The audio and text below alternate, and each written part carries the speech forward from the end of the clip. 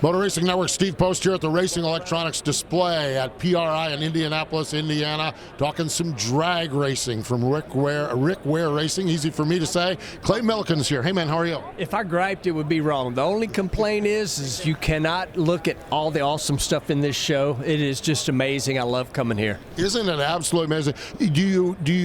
There's awesome stuff that you see and dream about, and there's also got to be awesome stuff that you're like, Rick, we need to get this on a race car as well. You got a little bit of both of that? Well, I can tell you this. He didn't send me with his credit card because I would have done worn it out on day one. But it's an amazing show. You know, this is the racer show. You know, obviously we go to see him every year, and I love it. But boy, this one gets close to me, and it does make me want to spend a lot of Rick's money. There you have it. Okay, a couple of topics here with SEMA or with PRI. Indianapolis, you had a pretty good memory from Indianapolis a little earlier this year. What's it like to be a U.S. Nationals champion? Well, I know this is, kind of like maybe, yeah, you know. Bling, yeah, look at the bling. It was definitely an amazing Monday. You know, most of the time for Monday, racers are not happy. Probably same for you. You're traveling, you're tired, it's been a long race day. Well, in the case of the U.S. Nationals, this is, the Daytona 500 of drag racing, it is on Monday. And it was an amazing day. You know, to turn on that final win like beating Steve Torrence in the final round, it was, it's a career maker. You know, it really, really is, because I knew it was big, but you don't really realize how big it is until you do it. I've only been trying for 26 years, so my record there may not be that great. But now every time I'm announced anywhere, it's U.S. Nationals champion, and I'm told that that'll never go away, and I'm not mad about that. No, that's a good title to have, that is for sure. When you look at things overall, your season, I think you ended up finishing sixth in the points rankings. The good, the bad, the ugly. How you happy, you content? I mean, you didn't win every race, I understand that, but you content and comfortable with how the season went? So this will sound really crazy, but we won 3 races last year, and we only won 1 this year. Of course, if you're only going to win 1, it should be the U.S. Nationals. But we finished better in points. We won more rounds. We had a better car. Did we win as many races? No. But if you look at overall for the year, it was a way better year. Our consistency was better, and that's just the team gelling, the people getting the car prepared better and better and better, and the old guy not making too many mistakes. So overall it was a great year, and I just see it getting better next year. I'm going to play off from that.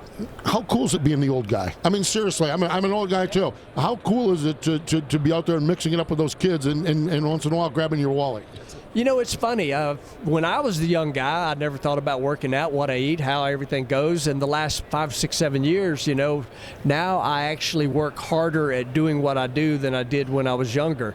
And it just kind of tells you, with being old comes wisdom. If I had worked as hard when I was younger, how good would I have been? Yeah. Now I work hard to kind of maintain where I was at when I was younger, and I can still go out there and mix it up with those kids. I absolutely love it, for sure. When we look forward to next year, same bat program, same bat channel, some new things or some old things, or what's the story going forward? So we left Pomona with a car that laid down one of the quickest laps we made all year. So that car is just kind of setting over to the side, and it's getting rubbed on and loved on.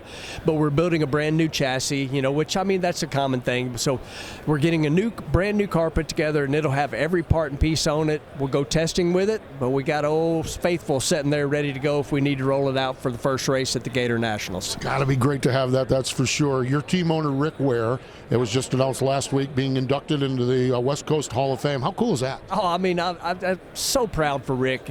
I don't know that people realize how hard this guy works. He did not come from a wealthy family, and he did not buy his way in, and he makes a living racing, which is incredible. I do the same thing, but he does it on so many areas. And one of my favorite parts about working with him is it is literally one team. Now, are the NASCARs and the drag race cars in the same building? They are not. But it works out of the same office. And whatever we do with the drag racing team when it comes to partners, that's happening with the NASCAR team. That's happening with the World Supercross team. He's amazing. He's the ever-ready bunny. He really is, and I just thought when I saw his induction into the Hall of Fame, I'm like, this is so deserved, because I don't even know the scope of it, other than he's just going all the time and has a lot of pots on the stove, if you will, and a lot of other things like it. Final question for you, and the most important question: Iggy and Millie, how are your dogs? Oh, my dogs are wild. They're absolutely insane and incredible. I got to tell a quick story. So when we got Iggy, he looks like, guys my age, back to the old guy, he looks like Spuds McKenzie. For the younger people, he looks like the Target dog. And the people that make my T-shirts, which I'll throw out there real quickly, all of my T-shirt proceeds go to animal rescue. Nice. And the T-shirt people, they're like, oh, you need to make a T-shirt of Iggy. And I'm like, nobody's going to buy a shirt of my dog but me. The first year, Iggy outsold me at every race but Bristol. And imagine that, Bristol, the home race, you know. That's the only race that he didn't outsell me. So me and the dogs have a competition on who sells the most shirts. That is awesome. There's the old saying, we don't deserve dogs. I saw the video of the two dogs wrestling around in the coach or something like that. We don't deserve dogs. The joy they bring to their life is amazing. I love that you share that, and I love that Iggy's selling some shirts as well.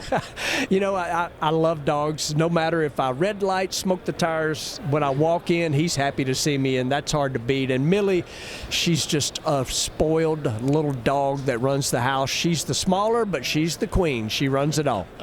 Clay, congratulations on the success. We appreciate the time here at the RE booth. Oh, absolutely love it. I'm honored to be on the show. Clay Millican joining us here from the Racing Electronics display at PRI in Indianapolis.